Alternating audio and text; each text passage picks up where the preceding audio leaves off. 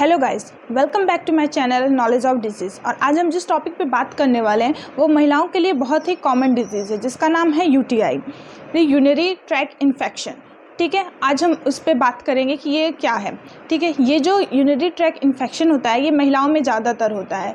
क्यों? क्योंकि महिलाओं में हम ब्लैडर को जो उसकी रोगाणु मूत्र प्रणाली होती है, that's mean pathogen urinary system होता है, उससे ये जो बैक्टीरिया होता है वो फैलते हुए जो ब्लैडर में जाता है और ब्लैडर से जो भी नलियाँ कनेक्टेड होती हैं उनको भी इफ़ेक्ट करता है और किडनी तक फैल सकता है। ठीक, इससे ये बहुत आम बीमारी भी नहीं है और ये बहुत ज़्यादा सीरियस भी नहीं है। इससे अगर ज़्यादा कुछ गंभीर होता है तो बहुत बड़ी बीमारी का रूप भी ले सकती है।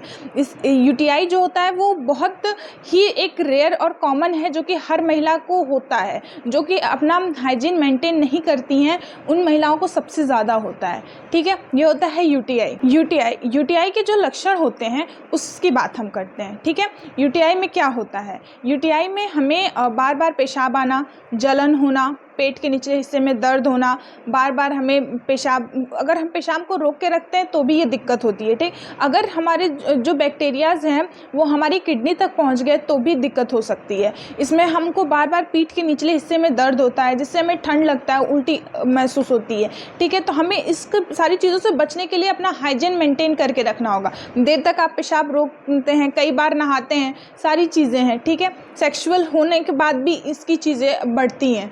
ठीक है, ये एक इन्फेक्शन है जो कि हमारे यूटीआई सिस्टम में ही इंक्रीज़ होता है। ठीक, उसके बार बार उसके फंक्शंस जो होते हैं हमारे यूरिनरी सिस्टम के, उसको ये इफ़ेक्ट करता है जिसकी वजह से हमें दिक्कत होता है। हमें वॉशरूम करते टाइम इरिगेशन होना, प्रॉब्लम होना, इरिटेट होना या फिर जलन टाइप में होना, या फिर हमारे वेजाइना या फिर यूट्रस के राउंडिंग सरफेस पे, अपर राउंडिंग सरफेस पे खुजली होना, ये सब होता है यूटीआई के लक्षण होते हैं। ठीक है, अगर इसमें आपको दिखता है तो आप सबसे पहले जाके डॉक्टर को ट्रीट कराएं।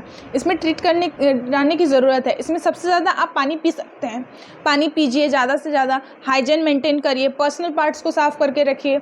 इससे क्या होता है कि यूटीआई के खतरे कम होते हैं। ठीक है, यूटीआई में होने वाली दिक्कतें क्या होती है? इसमें क्या होता है कि जो हमारा यूटीआई इन्फेक्शन के जो बैक्टीरियाज होते हैं वो किडनी तक फैल जाते हैं। ठीक है, अगर हमने नहीं किया तो ब्लैडर से होने के बाद ये किडनी तक जाते हैं।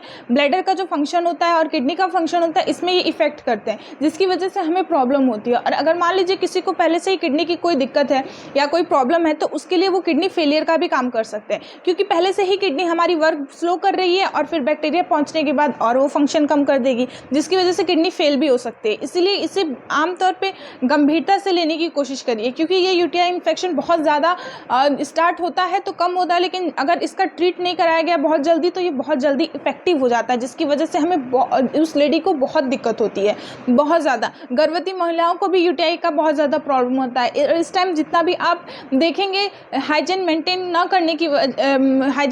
करने की वजह से इस टाइम जितनी भी महिलाएं हैं सबको यूटीआई इन्फेक्शन का होता है। हम खुद देखते हैं कि कितनी यूटीआई इन्फेक्शन की आती है लेडीज़, वो हम उनसे पूछती हैं कि मैम हम क्या करें कि हमको इससे रिलीफ मिल जाए।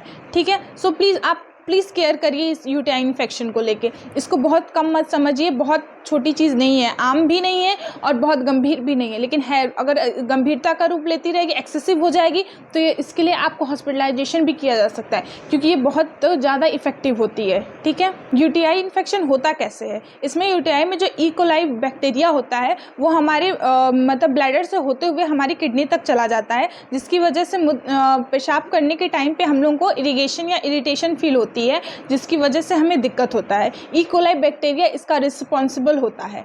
ओके, जिसमें जो कि हमारे यूरिन के वे से होते हुए किडनी तक जाता है और वहाँ जाने के बाद बहुत ज़्यादा इफेक्टिव होता है। ये मेल से ज़्यादा फीमेल्स में पाया जाता है। इसका सबसे ज़्यादा मतलब जो मतलब आता है, केसेस आते हैं वो होते हैं फीमेल्स में, मेल्स में बहुत कम पाए जाते हैं ये। अब आते हैं हम यूटीआई का इलाज के बारे में।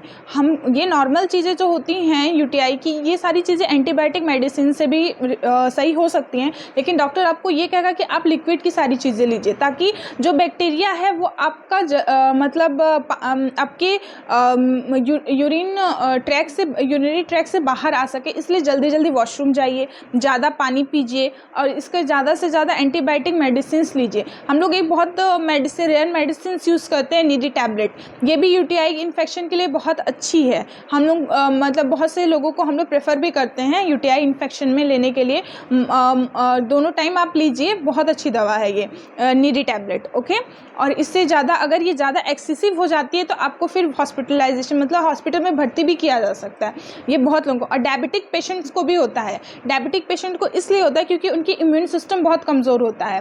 डायबिटीज़ में क्या होता है कि पेशेंट जो होता है वो बहुत ज़्यादा कमज़ोर हो जाता है, जिसकी वजह से उसको भी हो जाता है यूटीआई इन्फेक्शन। और गर्भवती महिलाओं को भी होता है, ठीक है। इन सारी चीज़ों से उन लोगों को बचाना है, ठीक है। यूटीआई इन्फेक्शन इन लोगों को बहुत जल्दी कॉज करता है, जिसकी वजह से इन्हें बहुत दिक्कत होती है। अगर किसी भी गर्भवती महिला को ऐसा कुछ होता है जैसे कि हमारे ईचिंग हो रही है, इरिगेशन हो रही है, पेशाब करने में जलन हो रही है, अगर ऐसा कुछ भी होता है तो प्लीज़ आप डॉक्टर को प्रेफर करिए, क्योंकि आपके इन्फेक्शन की वजह से आपके बच्चे को भी दिक्कत हो सकती है। आपके वुंड में यूट्रस में एक बच्चा है जो कि है, वो उस बच्चे को इन्फेक्शन हो सकता है क्योंकि वो बच्चा अभी बहुत सेंसिटिव है, उसके पास अभी इम्यून सिस्टम का उतना नहीं होता है, ठीक है। सो प्लीज़ अगर आप प्रेग्नेंट हैं तो प्लीज़ सबसे पहले जाके आप डॉक्टर से को दिखाइए कि हमें ये प्रॉब्लम हो रही है, ठीक है। यूटीआई से बचने का तरीका कैसे होता है? बहुत ज़्यादा पानी पीजिए, अपने प्राइवेट पार्ट्स को साफ़ करके रखिए, हाइजीन मेंटेन करके रखिए, बार बार नहाइए या फिर बार बार अपना जो भी है प्राइवेट पार्ट साफ़ करिए। सेक्स करने के बाद से पहले भी वॉशरूम जाइए और सेक्स करने के बाद भी पेशाब करिए, ठीक है। और टब का यूज़ मत करिए और बहुत ज़्यादा किसी मतलब कांटेक्ट में आने के बाद आप क्लीन करिए, क्योंकि ये इन्फेक्शन जो होता है वो बहुत ज़्यादा होता है, ठीक है। और अपने पेशाब को रोकने की कोशिश बिल्कुल मत करिए। अगर आप रोकेंगे तो बैक्टीरिया वहाँ पे ग्रो करेगा, जिसकी वजह से आपको फिर से प्रॉब्लम होगी यूटीआई की।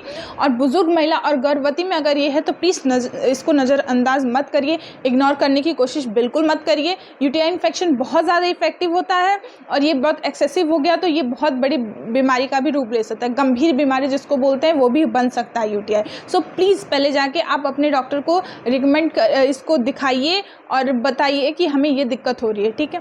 तो ये था यूटीआई इन्फेक्शन। अगर आपको इससे रिलेटेड कोई भी प्रॉब्लम या कोई भी कन्फ्यूज़न हो तो आप प्लीज़ कमेंट करके हमें बताइए, हम आपको पूरा आंसर देने की कोशिश करेंगे। और अगर वीडियो पसंद आई हो, अगर अच्छी लगी हो तो प्लीज़ शेयर करें और सब्सक्राइब करें, लाइक करें। थैंक यू और मिलते हैं अगले वीडियो में, तब तक के लिए थैंक यू।